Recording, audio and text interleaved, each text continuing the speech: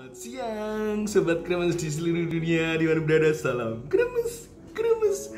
Berkatalam kembali berjumpa dengan Mobon 153. Hari ini 24 Juni 2020. Gimana? Siangnya penuh semangat, penuh inspirasi. Mari kita ngopi siang hari ini. Wah, pagi tadi saya meruput servis di Jalan Magelang.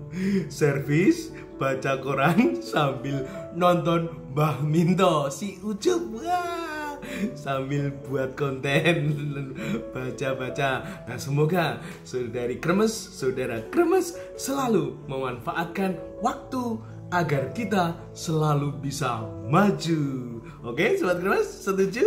Yes. Kompas hari ini memberitakan jamin transparansi seleksi. Wah, ini orang tua baru pada sibuk ya, yang anak-anaknya lulus SD, SMP, dan lain sebagainya. Ini baru pada mencari sekolah. Semoga mendapatkan sekolah yang diidam-idamkan sehingga anaknya sungguh bertumbuh dan berkembang ya. Lalu apalagi? Wah, ini pendidikan dan kebudayaan, kurikulum perlu penyederhanaan. Memang saat pandemi dengan online ini memang lain ya. Semoga sungguh siswa mendapatkan pembelajaran yang pas, karena tidak mudah ya belajar di rumah itu. Lalu apalagi? Wah, ini tajuk rencana, ini bagus ini. Alarm untuk KPK, tantangan berat dihadapi pemimpin Komisi Pemberantasan Korupsi yang dipimpin Firly Bahuri. Kepercayaan publik kepada KPK merosot. Wah, luar biasa ini KPK yang menjadi ujung tombak penanganan korupsi. Ini kepercayaannya merosot. Nah, gimana? Sobat Kremes, gimana? Kepercayaannya meningkat atau merosot? Nah, semoga nanti kita bisa membahasnya.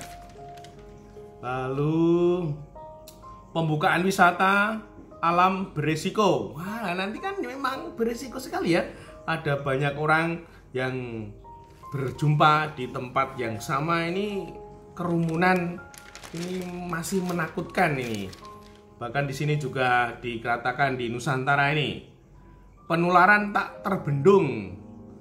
Penampisan dan pelacakan yang masih belum mampu mengimbangi laju penularan COVID-19 di sejumlah daerah. Transmisi lokal tak terbendung karena protokol kesehatan terabaikan. Nah, sekali lagi ya, protokol kesehatan itu sebenarnya dikatakan mudah, namun ternyata dilakukan tidak semudah yang dibayangkan. Nah, semoga kita semua Sobat Kremes dimanapun berada berani mengevaluasi diri. Aku ini pribadi yang sungguh patuh, taat, disiplin protokol kesehatan. Yes, semoga ya.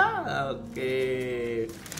Lalu ini metropolitan, protokol tetap jadi prioritas. Nah, memang sungguh protokol kesehatan mengharuskan ya.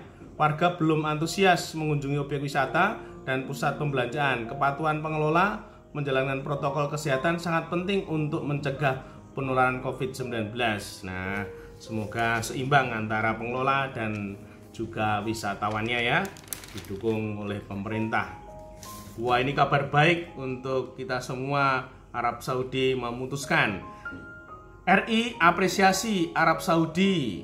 Indonesia mengapresiasi keputusan Arab Saudi yang menyelenggarakan ibadah haji secara terbatas karena pandemi COVID-19.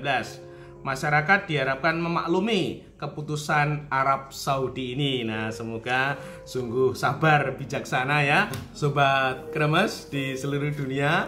Kalau tadi KPK ini mendapat alarm, kepercayaannya merosot. Nah, gimana Sobat Kremes ini?